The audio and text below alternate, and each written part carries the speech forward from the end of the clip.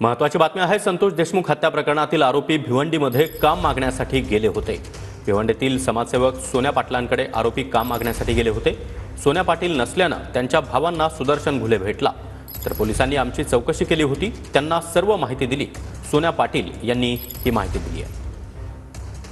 तुम्ही अनेक वर्षापासून सामाजिक काम करतात, नेमकं त्या दिवशी तिन्ही आरोपी कधी आलेले, कशा प्रकारे आलेले आणि तुम्ही त्यातून कसे वाचले? नाही, माझा गेले अनेक वर्षापासून बीड जिल्ह्यामध्ये सोशल म्हणजे सामाजिक सेवा आम्ही सेवा करतो। त्यातले माझा सचिव जो आहे विक्रम डोईपुळे, तो बीडचा असल्यामुळे सगळ्यांनाच माहिती आहे की आम्ही तिथे बीडमध्ये जिल्ह्यामध्ये चांगला काम आहे। पण ते आले, पण आम्ही नव्हतो, माझा सचिव पण नव्हता, माझा भाऊ होता, ते फक्त चौकशी करून गेले। ते कुठे गेले ते आम्हालाही माहित नाही। त्यानंतर बीड मधून क्राईम ब्रँचचे अधिकारी आले होते, ते पण चौकशी करून गेले। किती जण आलेले, कधी आलेले?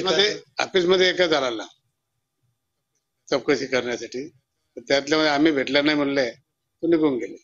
कोण आलेला त्या तिघांपैकी? काय नाव वगैरे त्याची काय सांगितलं? फोटो काढला, ते आम्ही क्राईम वाल्यांना दाखवला। पण बीडचे क्राईमचे कर्मचारी आले होते ना, त्यांना दाखवला फोटो। ते तुम्हाला ते ओळखायचे का, तुम्ही ओळखायचे का? मग डायरेक्ट कशी तुमच्या ऑफिसमध्ये? बीड मध्ये माझं नाव असल्यामुळे ते डायरेक्ट विचारत आले ना, आणि इथे भिवंडीमध्ये कोणाला पण नाव सांगितलं माझं ऑफिस दाखवणार।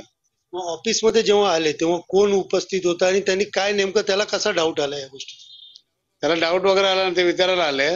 मग माझ्या भावाने काय केलं, त्याला फोटो काढला आणि विक्रम नावाचा जो आमचा सचिव आहे त्याला फोटो पाठवला। त्यांनी फोटो त्या दिवशी काही बघितलाच नाही, दुसऱ्या दिवशी बघितला। त्यांना सांगितलं की आपल्याकडे ठेवायचंच नाही, आलेच नाही, राहिलेच नाही। कॅमेरा पर्सन दीपक सह सुनील जाधव, TV9 मराठी, कल्याण।